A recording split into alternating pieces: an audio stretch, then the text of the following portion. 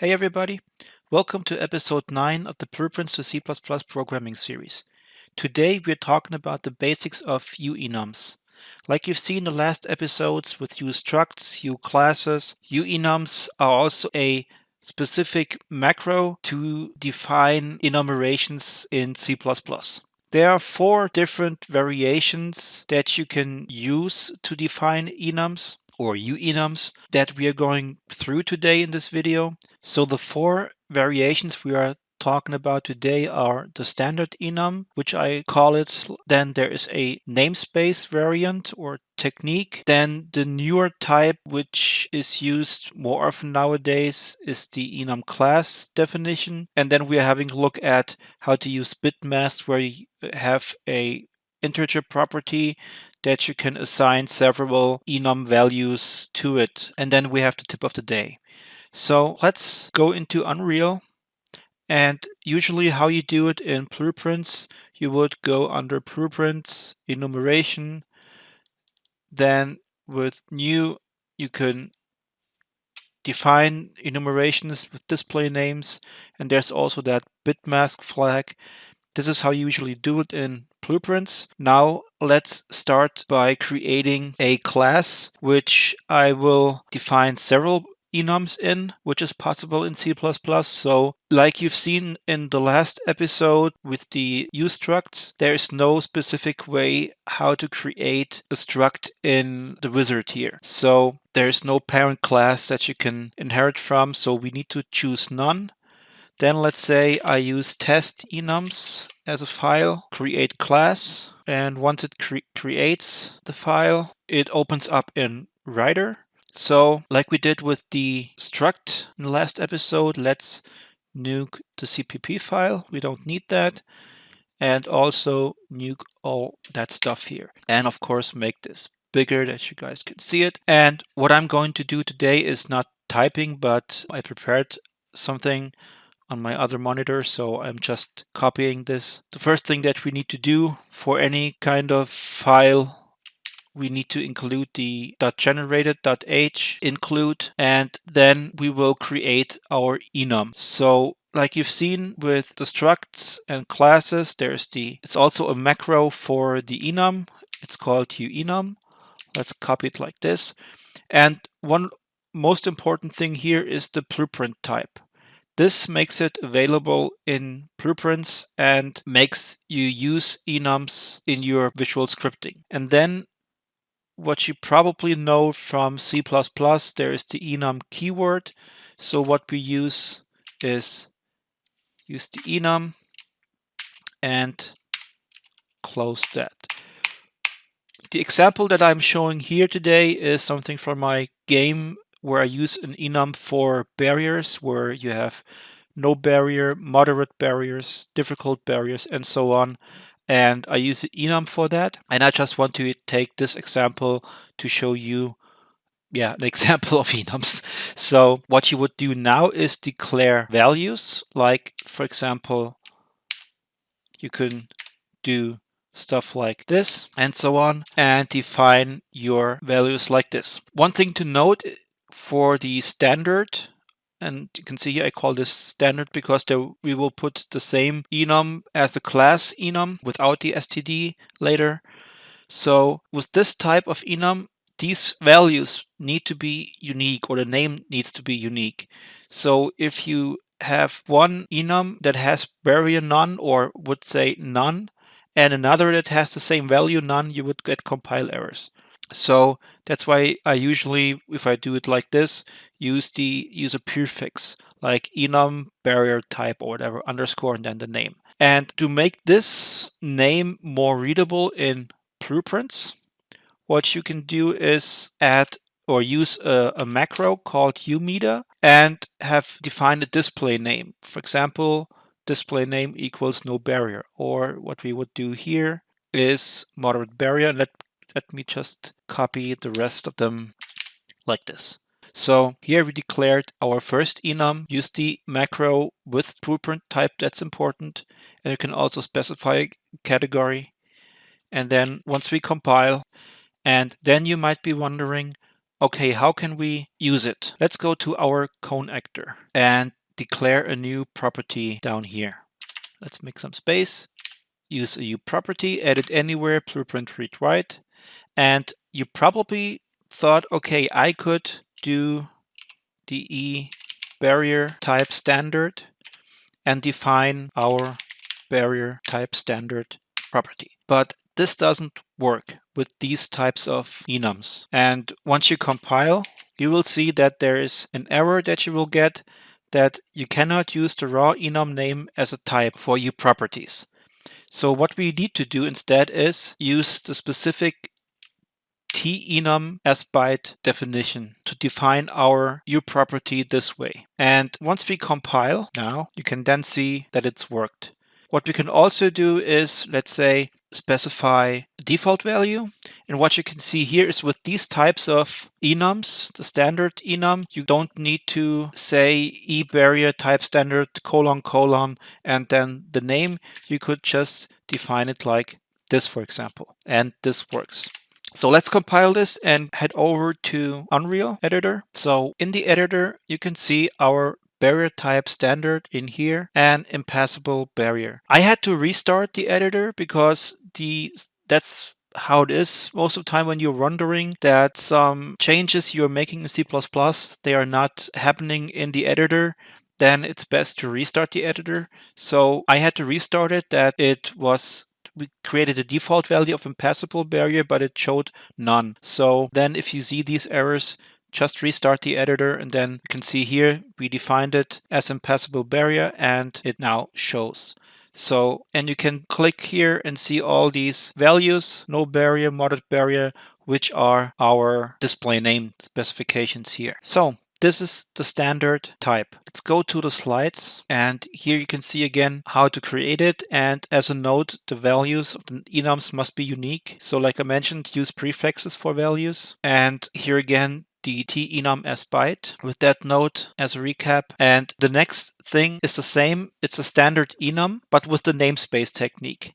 And you can see these a lot in the game framework. They are really used a lot there. It's the older type, and it grew probably from, at least from the beginnings of UE4, and I'm not sure if they were still defined like in UE3 and so on. So we are not going to create this, but I'm going to show this or let's just head over here. Let's go into our connector and, for example, E spline point type, and with F12 we can go in there, and you can see this is how in Unreal, in the core, they create different kinds of enums. They're using a namespace with the enum type or the type name, and then they're creating a standard enum with type and then the values. And this is basically how they do it. This is a kind of variation of standard enums, and you could actually, without the enum, if you're just staying in C++, you can create your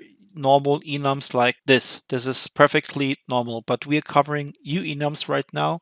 So I just wanted to show you this, that once you maybe stumble upon this and wondering what this is, how the game framework does it in most cases. And if we go back to the slides and have a look here, you would do or need to create the same what you did with the standard or the other enum that we created. For a new property, you need to define it as TEnumAsByte, and then define the namespace name : the type. So it's basically this : the type, which is the overall type name that you need to specify, compared to our enum where you can only declare it like this, or in our connector.h declared like this. And the same goes with functions. When you, let's say, want to pass in an enum or want to get it out, like here as an out parameter, you define it also as TEnumAsByte with that specification here. And then when you want to access it, you have this weird looking thing: the namespace name : then type : and then the actual value. This is how you access this namespace variations of enums. So I'm not using this type. I'm just sticking to the next enum type that we're covering, the class enums. So let's go to code and create a variation of our barrier type. And let me just copy this. So it's very similar to this one. We get rid of the std, and because it's a class enum, you use the enum and the class specifier as one. But this is not all. For this to work, we also need to inherit from UEnt8. This is what the compiler, or you would get an error if you don't use it like this. And the good thing about this type now is that you can get rid of the prefixes, but everything else still is the same. We define it as preprint type, we have our ubeta macros, and we just added the class and the colon uint8 for it. And let's now go into our connector.h, copy this,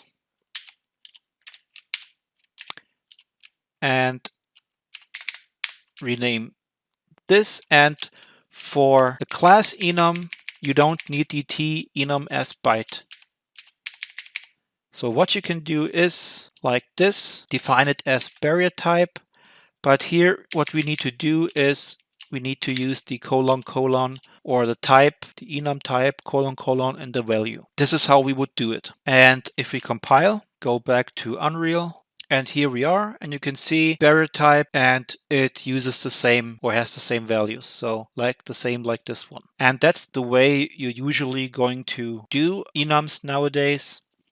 The only thing that I would probably use this variation would be if I would have like more than 256 values, but then it's probably better to create several types and stuff, or several enums, to make it more user friendly and so on. Yeah, this is how you can create a enum class, and this is the preferred way of doing it nowadays, which I'm not sure when it was available, but in the beginning of UE4, this wasn't possible. This is now the preferred way of doing enums. And the cool thing is you don't need to use prefixes and don't need to use TEnumAsByte for it.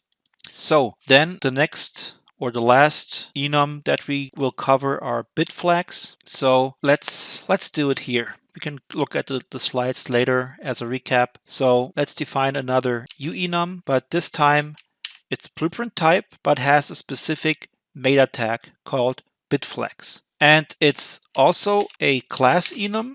So we have enum class. Let's say for this type, we will have keywords for units on the field. For example, like it's activated, it's stopped, it's running, the character is prone or whatever. So this could be keywords that the unit, for example, can have. It could be activated and could be running. So this state of that unit could have several of the values that we are using in or from that enum. So let's put in the values. And what you can see here is that all these values, they have integers defined, like 0, 1, 2, 4, 8. The next would be 16, 32, everything times 2. And this meta tag would be hidden. It means that it doesn't appear in that drop-down box in blueprints. So because for this, maybe we don't want to see a none value, but when you define a bitmask enum, then you must really start with a 0 value. This is needed for it to compile. And then the meta tags for display name, like you've seen in the above enums. So we have like none, activated, stopped, prone, and running. So how would we use this now as a state where we can assign several of these values? Let's go to our connector and define another uProperty. Okay, this value would be a uint8 called unit keywords. And this is the special part that tells it that it's a bitmask and it uses the bitmask enum eUnit keyword. And for the assignment of a default value, you can't really assign the value itself. You need to cast it to a uint because it's inheriting from uint. So the value itself is a uint, but you need to cast it. The static cast here is a C++ variant of a cast. What you could also do is, let's say, do uint8 and cast it like this without these. But then you can see also writer says C style cast, use to C++ instead. So if we use the static cast again, which is the preferred way of doing it, then this is how you assign a default value to it. So let's test this out a bit. Let's say we are defining a function. In this function, I will show you how to assign values, to check values, and then in the slides, you will find a more streamlined version where you can create several functions for checking if it has the keyword, how to add the keyword, how to remove a keyword, and so on. So right now, our unit keywords has this value, but we want to add one more state to it. So the way we would do it, we use bitwise operators like the OR and AND operators and others. So for adding, we use the OR operator, OR equals, and then do a static cast with the value that we want to add to it.